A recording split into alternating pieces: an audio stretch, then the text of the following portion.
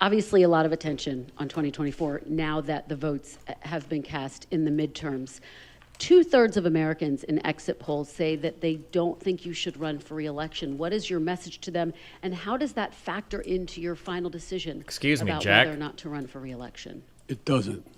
Nice. What's your message to them? To those 2/3 of Americans? Watch me. Okay, one more. Very quickly, we saw Governor Ron DeSantis with a resounding victory in Florida last night. Who do you think would be the tougher competitor, Ron DeSantis or former President Trump, and how is that factoring into your decision? It'll be fun watching them take on each other. All That right, is David true. Sanger. That's going to be a bloodbath. Oof. Thank you, Mr. President. I also have a question for you about China, but before I do, I just wanted to follow up on something you said earlier. When you said it remains to be seen whether the Ukraine government is prepared to compromise with Russia. Previously, you've told us the only thing for the Russians to do is get completely out of Ukraine, go back to the lines that existed prior to February 24. Are you suggesting with the word compromise that you think that there is room for territorial compromise now? No, I'm not. See, that's up to the Ukrainians. Nothing about Ukraine without Ukraine. What kind of compromise? Based. I didn't have any in mind. You have asked the question whether or not, if I recall, whether or not what would happen if, in fact, after this, I think the context is that whether or not they're pulling back from Fallujah. And Wait. I mean, from the Kherson or whatever, right? the Kherson, the city of Kherson. Yeah, wrong and they're decade. coming back across the river to the eastern side of the river, the Russian forces. And I said, what's going to happen is they're going to both lick their wounds, decide what they're going to do over the winter, and decide whether or not they're going to compromise. That's what's going to happen, whether or not. I don't know what they're going to do. But I do know one thing, we're not going to tell them what they have to do. You were asked before about your meeting with President Xi. At this point, the Chinese government, by the estimate of the Pentagon, is getting ready to bring their force of nuclear weapons up to over 1,000 weapons, significant increase from what they've had for many decades. You've seen the threats from President Putin about the use of his nuclear force. Remember how you all went after me when I said that was real? And what in your view happened? Do you think he backed off because of that? No, your I'm statement? just saying. I just found it interesting that Biden's being Biden's being extremist, and it turns out you all are writing about it now. Kind of fascinating. So my question is, do you think that they are putting together a real alliance of Chinese and the Russians? And do you believe that you need to begin speaking with President Xi about some form of arms control if he's going to get up to a level of weapons similar to what the United States and Russia have right now? No and yes. No, I don't think there's a lot of respect that China has for Russia or for Putin. I don't think they look at that as a particular alliance. Matter of fact, they've been sort of keeping their distance a little bit. I do think that it remains to be seen whether Xi Jinping has decided that, or backed off of his initial judgment that he wanted China to have the most powerful military in the world, as well as the largest economy. But he's a long way from both.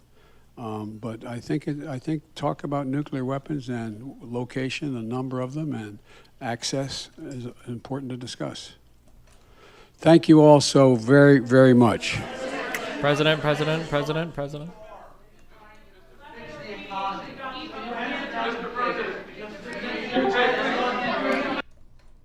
Hello? Dude, it's Ruminate. What did you think about how the results have been so far? I just watched you watch Biden. Obviously your hopium saved everything. No, there was no hopium, man. I was purely cynical. IRI. Oh, wait, you were the cynical one? Was IRI the hopium one? Yeah, Oh, shit. IRI was high on hopium, like stratospheric. He was like, it's going to be fine. It's going to be fine, guys. Seems like it was pretty stratospherically successful for the Dems so far. Yeah, I thought it was just the edibles that he probably popped before he jumped into stream, but no, he turned out to be completely correct. I could not believe it. I'm blown away that, Especially the given like how Republicans- fucked everything is. Like, Jesus, how fucked are you as a Republican if this is like what's going on? Like, jeez. I don't know if any of your chats told you, but apparently, like, Trump is reportedly like flipping out at Mar-a-Lago, ranting at people because, of course, most of his handpicked candidates have underperformed and lost elections, and like Biden said here, it seems like, especially when you consider how overwhelmingly DeSantis won Florida, even flipping Miami-Dade, that he might feel truly emboldened to go after that 2024 candidacy. As a matter of fact, Trump's own advisors like Kellyanne Conway and Jason Miller and Kayleigh McEnany, they're actually telling him to delay his announcement that's supposed to be coming. Yeah.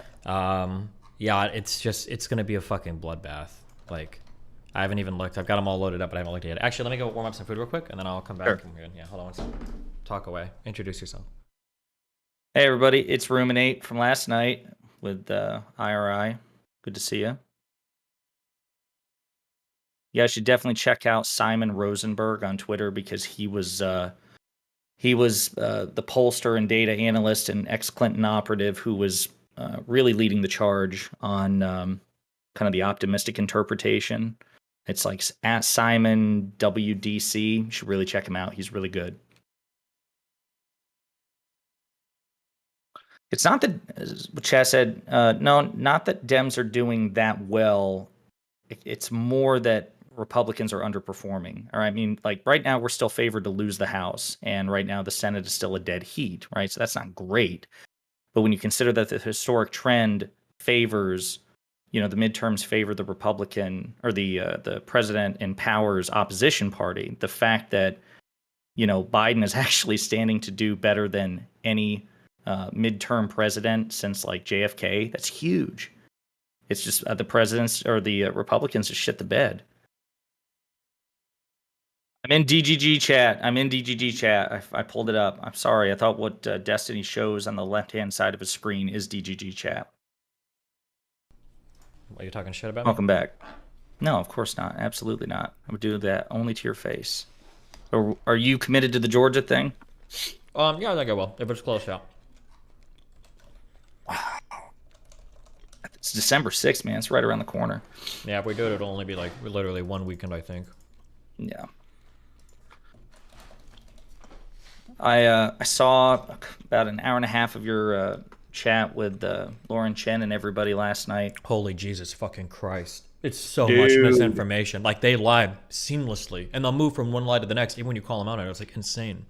Yeah, you were trying to fact check in real time. Like, it's almost like, I'm sure chat does a pretty good job of doing it for you as well, or at least linking you to shit, but like, there was a lot of BS misinformation. Like the idea that the Great Recession was like localized to the United States. God, yeah, what a fucking but like, that's not like a research point I'm gonna have in advance because I just know that's not true. I wouldn't even be prepared to like defend that. Like, obviously this is a worldwide recession. I'm pretty sure for some countries it was like the greatest recession they'd ever had, and it was from the United States. Yeah, what an unbelievably fucking stupid point. And I'm still not even sure entirely what that was in service to. Like the idea that, because I think you were making the point that, like, again, the United Kingdom, which is being controlled by conservatives, has higher inflation. And they're like, okay, well, what about the Great Recession? I mean, not all recessions are, they don't all hit the same. Like, yeah. Yeah.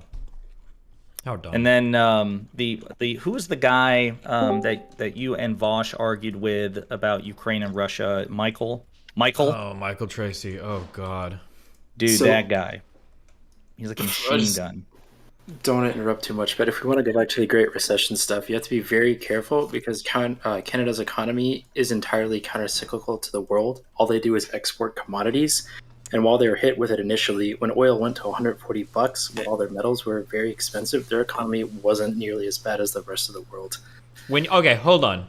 You just said Canada's economy is entirely counter-cyclical to the rest of the world. If I were to look up like Canada GDP growth and I were to correlate that to like the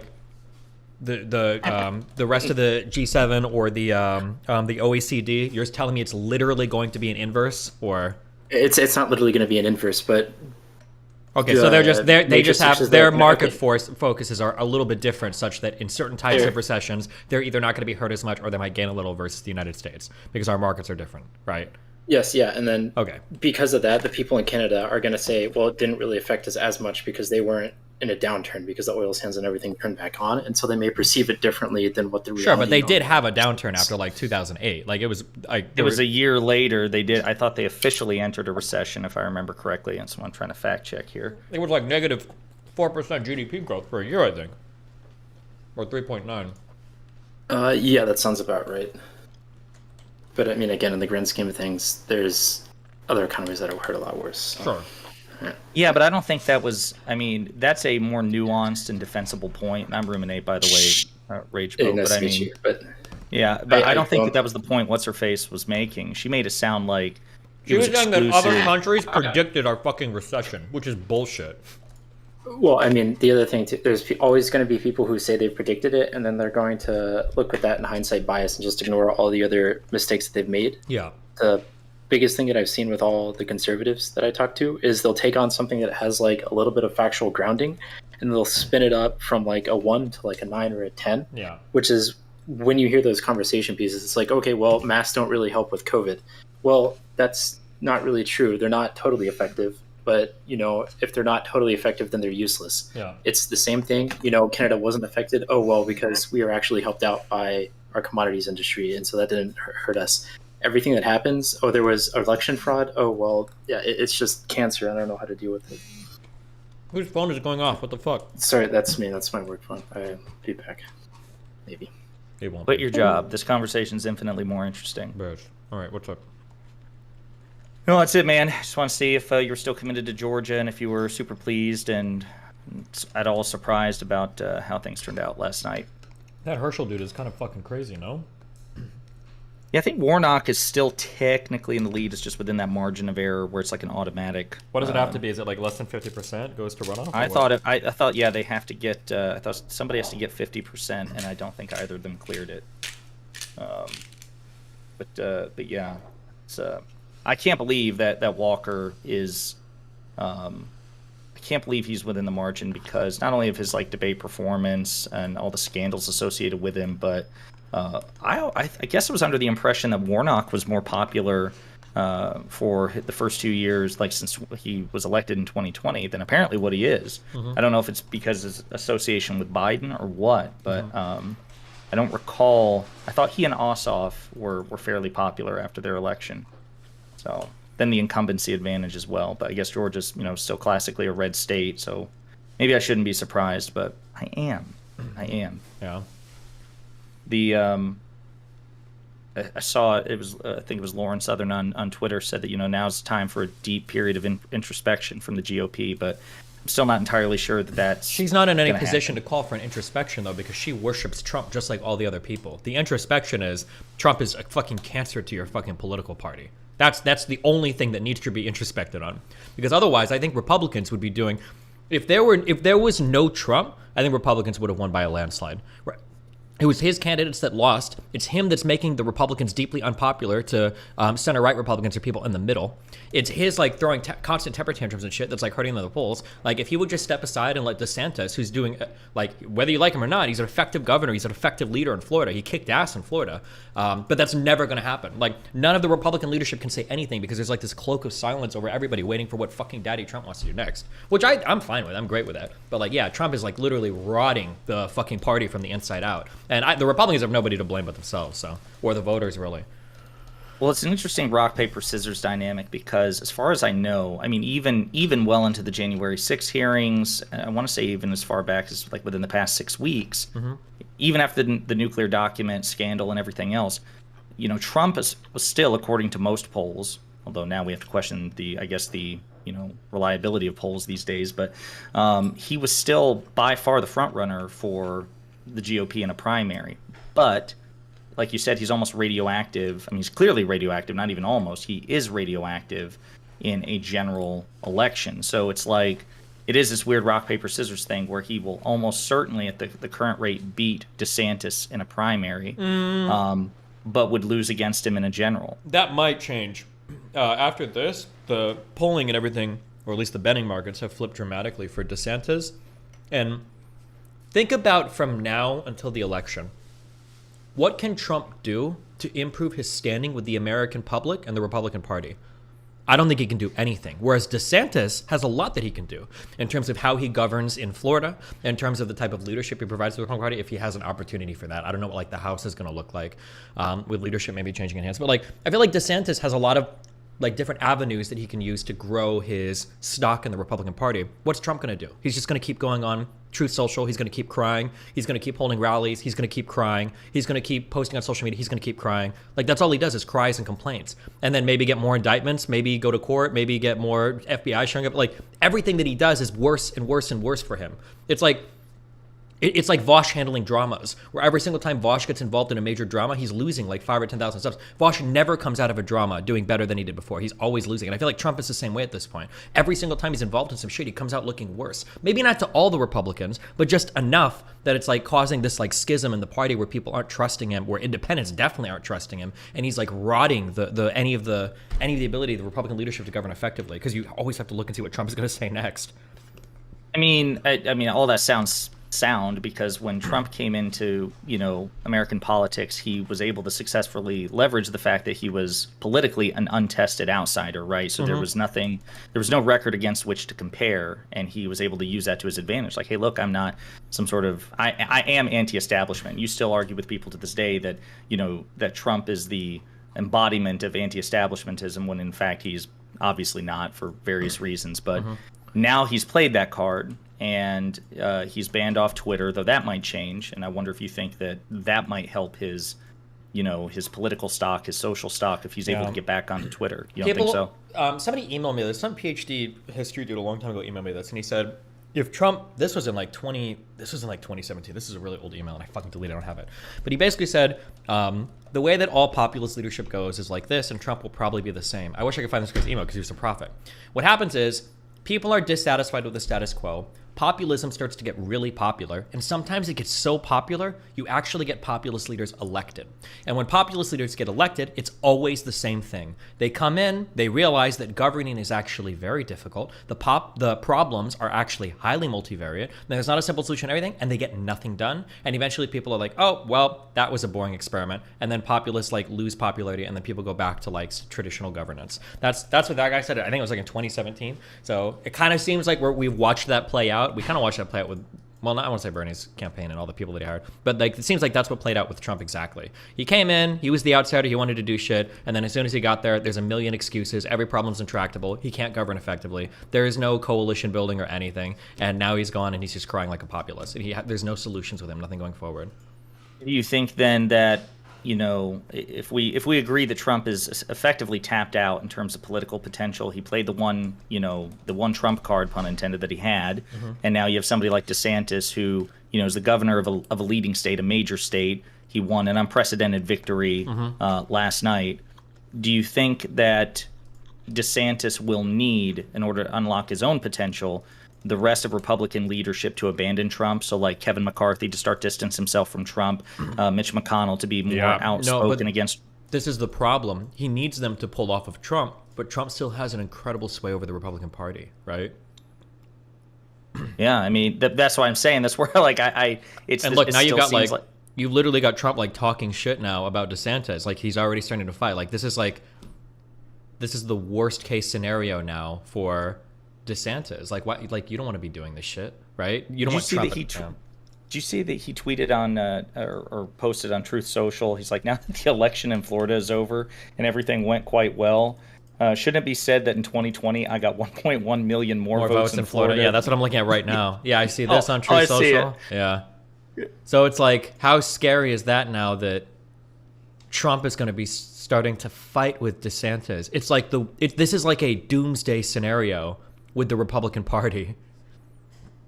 I'm here for it. I'm with Biden. I say just sit back and let them fight each other and then pick off the wounded victor. But well, True. Let me know what your plans end up being for Georgia. I'll probably sneak down. Oh yeah, there wait, don't you live near there, or are you a Carolina person? I'm within 5 hours. Gotcha. So okay. Yeah, and I'll have the time to do it. So just let me know, and happy to help. All right, buddy. I'll let you go. Enjoy the rest of your day. Yeah. Have fun. Be See you, careful, man. buddy. Love you. Bye. Bye. Love you too.